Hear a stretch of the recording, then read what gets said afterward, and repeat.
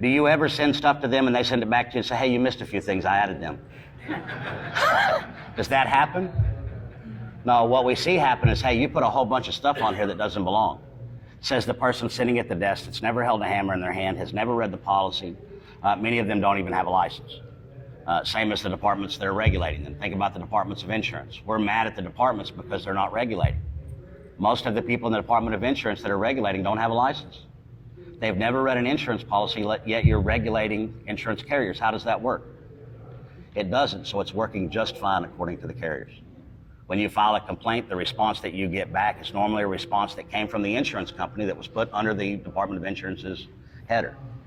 But to be honest, most complaints that are filed incorrectly, simply because people don't know how. An insurer doesn't know how to do all of these things to file a complaint correctly. What they will tell you is that the adjuster showed up, he was not very nice. I haven't seen him in a while, I don't know what day he came, I don't know what time it was, I have no idea what's going on, and he said that I was not very nice and he left the house. That is the meat of the complaint. That's not a very good complaint. So if we take what we're talking about in the instance of a complaint, you have 15 days in the state of Texas to acknowledge. If you wait till the 16th day to acknowledge, guess what? That's a valid, legitimate complaint. If you have 15 days to investigate and you decide that you need to bring an engineer out there because it's a hail damage claim and they want the engineer to look at the roof, the engineer does not prolong the time limit. The appraisal process does not prolong the time limit. State Farm versus Barber Technologies, they were very clear about that. The appraisal did not stay the timeline. All it did was put a number together so that when they put the penalties, they could do what? Use it as a multiplier. But the bad faith was still there. So at this point where we're at with the claims litigation, the insurance attorney is performing the duties for them. Once those duties are performed, the contract is reactionary. The policy says the insured must perform first, and once they perform, the insurance company has to do two things. Acknowledge the claim, that's that first 15-day period, and begin their investigation. So when they begin their investigation, the policy says to give it to us any documents that we require, anything that we would need to help us solve this claim. So in that same section, it tells you everything that they actually do want. Mortgage interest, detailed list of what's damaged, how much it's going to cost. Once all of those things are provided to a carrier, you're at a stopping point, just like a court case. Once one side has responded to the other side gets 30, 60 days, whatever it is. It is the same with the carrier, and it is the exact same concept. You have done everything that you're supposed to do, and it's now time for them to respond. How they respond will dictate what happens next. If they do the right thing and pay the claim, or if you had some mistakes on there and they show you and you pull them out and then they pay that amount of the claim, then it's all good. If they don't, what do we have available to us to make sure that they do? If they owe $100,000, you've proved that everything is there, you've got all the line items, you've put everything in there, all your permits, and they're saying, hey, we're just going to point $75,000. How do you get them from that point to pay what they owe? Right now, nobody's being very good at it, huh? Everybody's trying. But what we're doing is we're going after a goalpost that keeps moving. When does overhead and profit due? According to them, 3 trades. But what if you have three trades? What happens? Then it becomes a complexity. Then it becomes an amount. Then it becomes, oh, you have so much that you don't need it. Fact is, overhead and profits due on everything. Insurance is 1 trade. Lawyers who defend them in these kind of lawsuits is how many trades? Both of them regularly and customarily bill for what? Overhead and profit. But yet they turn around and deny. Demo versus roofing. Very simply. The people that require you to have workman's comp say that anybody on the roof is what? Considered a roofer, right? And they want you to pay workman's comp insurance for that guy because he's on the roof. Doesn't care what you classified him as. Whether he was a demo guy, whether he was an actual shingle installer, or just a prep guy. If he's up there, he's under what classification? Roofer. And you have to pay the roofer workman's comp rate for it. Those same insurance companies are the ones that's changing the roofing to demo inside of Xactimate. The ones that require you to have it so they can charge you a premium for it are then turning around and denying the very same thing to you. Same with the overhead and profit. There's a lot of that doublespeak going on. What we teach in the class is a process that goes by the statute and the policy, and it really doesn't matter what state that you live in. We are Texas folks. This is where we live at. This is where we were born and raised at. But we work in Florida, we work in Colorado, we work in Mississippi, Louisiana, we work all over. The process doesn't really change. If you think of a state statute, think of a policy. How many different policies are out there? Shit ton now, huh? No different than a statute. What we teach is that you're going to have to get the statute and you're going to have to get the policy, put them side by side, and then follow them like nothing you've ever done in your entire life. And when you do that, what happens is when you get to that point where the insurance company says, hey, we're just paying $75,000. You don't have the right to just pay $75,000. You signed a contract that was funded before this loss ever occurred, that if something was happened, that contract would be what dictates what we do. Not what makes you money today. Not what's the cheapest thing for you. Those are not things that are inside of that policy that was written before the loss. So you don't get to rewrite the terms after. What I want everybody to be very hyper aware of is that you're not getting policies. And if you're trying to decide coverages, if you don't have that policy, how in the world are you going to be effective at what you do? You can't. It is the absolute Bible to ever claim. No matter which claim it is, whether it's commercial. Residentials are a lot better because they're niche. Everything is pretty same to being close together. You hit a commercial policy and all of that goes out the window. You can never guarantee that what you see on one, you're going to see on another one. So those are very specific. If you're doing a lot of commercial, you really want to look at them. So upshot, we got a lot of work to do. As insureds, as an industry, we need to find a way to try to come together. Steve's coming to class February. We went down and met with Matthew Mulholland and Frank Dalton with NCI. There's a lot of things that we're doing to try to bring all the education together where it is feasible for everybody, and that we're all putting out good quality stuff, and we're making sure that we have, before the last 4 or 5 years, there was nowhere for anybody to go. Think about it. There was no place for you to go get education at. These conferences weren't a big deal. There was absolutely no resources. That is no longer true today. There is resources in multiple places. We're trying to get them down to where we can actually get accredited. All the things that we're doing right now. Steve, do you have any thing on your programs that are accredited? Yes.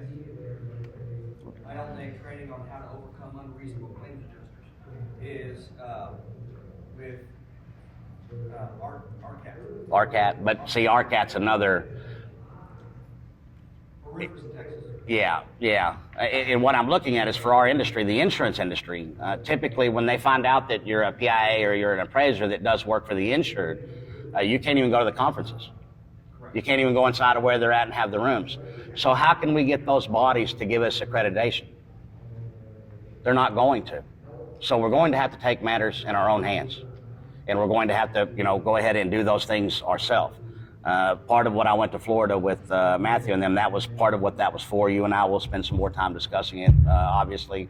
But we're trying to get it to where we can make sure that when you do these things, if you get deposed and you walk in there and they ask you, what is your qualifications to do this? Other than saying, I've been doing it for 20 years, what can you say? Not a whole lot. That's got to change. It's got to change to where we have as much skin in the game as everybody else. And that the qualifications that you show when you show up to that deposition are such that you've already overcome. It's like having a degree. Okay, you've already got the bare minimum of what's going on. So we can go past that and we can get to the next phase really, really quickly. Any questions? Go ahead. How are you approaching companies that use stability for their pricing? I don't care what they use. Yeah, to me, I'm going to run an Exactament simply because Exactament is the most widely known, approved. Our whole concept is to put them in a box and to remove everything from outside of the box that we possibly can, to where they either have the option to pay today what you owe, or every day that you go past what it is that you actually owe, it's going to get more expensive. An insurance carrier does not understand anything except for that one metric. We're not going to do a single thing until it becomes unprofitable to do anything else. Then we will do that, and only then. And then depending on who it is, they may even go way into debt so that they can stop somebody. We don't realize the amount of information that we give a carrier. Facebook says, hey, what's your sign? Like, hey, I'm not giving you nothing. But you go to fill out an insurance application, and what do? Everything. They have the ability to look at your credit in real time as a PA. If you're a PA and you're wondering why the money's not coming, you have several claims over here they should have paid, they've broken all the laws, you understand that this should have went on. But also understand that the insurance side is a business. If you're a PA, you have sworn to the world and went and got a license that every time you see me, you're going to want me to pay you more money. So if I can starve you out by looking at your finances, seeing that you're overdrawn, seeing that your credit took a dip, if I can hold on to that money for just a little bit and I will never have to see you again after that, and it may cost me a $100,000 fine, hell, it may even cost me $1 million. How much did I actually save? They play the long game. They don't play the short game. Problem with our industry, we all play the short game until we get to the part where we start to play the long game. They take so much of our metrics and use them against us. If you stand up in the middle of the street and look at the biggest, most well-funded, most corrupt organization in the world and say, hey, I think I'm going to take you on and fight you every day for a living. You are automatically a specific type of person. I say alpha. Some people will say, well, that means male. It does not mean male. It means that you are the personality that takes charge of things and does things. So all of the people in this room are of an alpha personality. What happens when you put a group of alpha personality people in the same room? Their alpha personalities start to show out. We all start thumping our chest and acting like gorillas and walking around and being silly. The second that we get past that part, that we get to the part where we go, okay, we got to put our ego and our all of our stuff, our pride, we got to put that in the back, and we got to try to find a place in the center where we can all meet. Because once we meet, there's a place for everybody inside of the insurance claim process that's legitimate. Understanding that we were first is like, to me, the chicken or the egg, which one came first?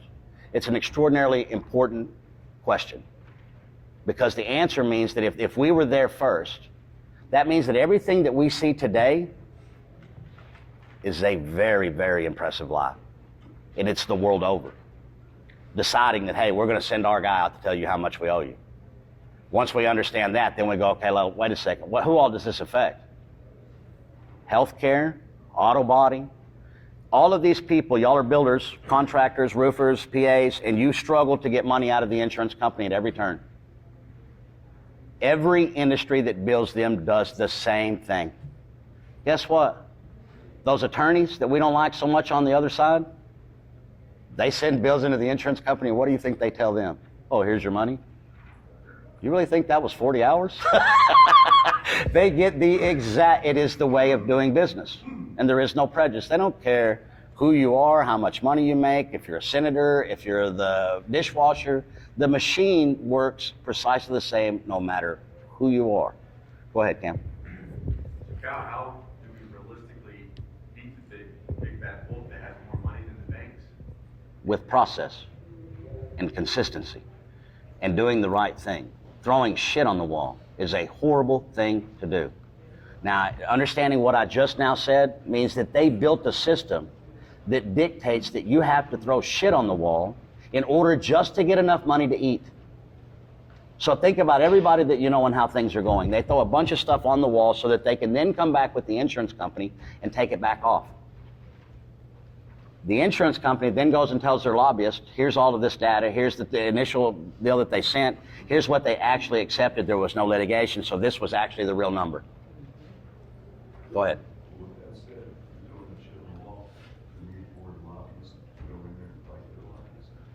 One of the reasons, absolutely, yes. And our lobbyists, I don't know, I'm not so sure that they're on our side anymore. Yeah, there's some things there. OPA. OPA's a horrible thing. I'm a public adjuster, but I was a builder before. And I was helping insureds with claims, not knowing that I was doing it illegally for that whole time. The only difference in me is I looked up one day and went, the liability of building, any more now that I understand what true liability is, you want to pay me $10,000 to get up on this house and rip the roof off, and then if something happens, the water goes in, and then they find a guy like me to go back inside and tell you the true cost of what it's going to take? Yeah, that's some liability that I no longer am willing to accept. He owns United Environmental. Nice. You work in Louisiana? We are.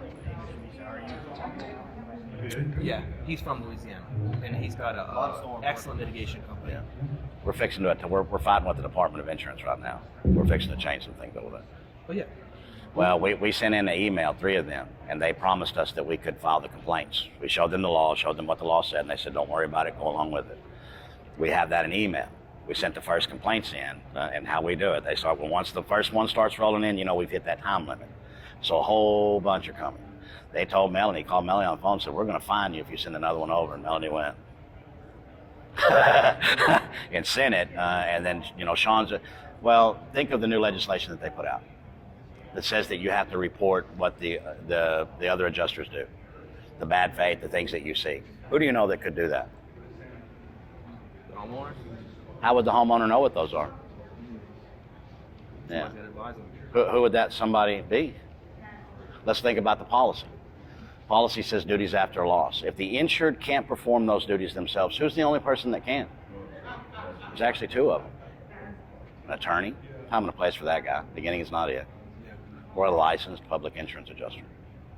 So there's a bunch of things that are going on that people are allowing that shouldn't. Same thing with that. Who is going to report this? What y'all did was y'all got the shit kicked out of y'all over Dolly and all those hurricanes that happened the year before. So you gave lip service to the legislation with this new shit that you've got out here. And that's all it is lip service, because who could report it? You've silenced the only ones that can, or you're trying to silence.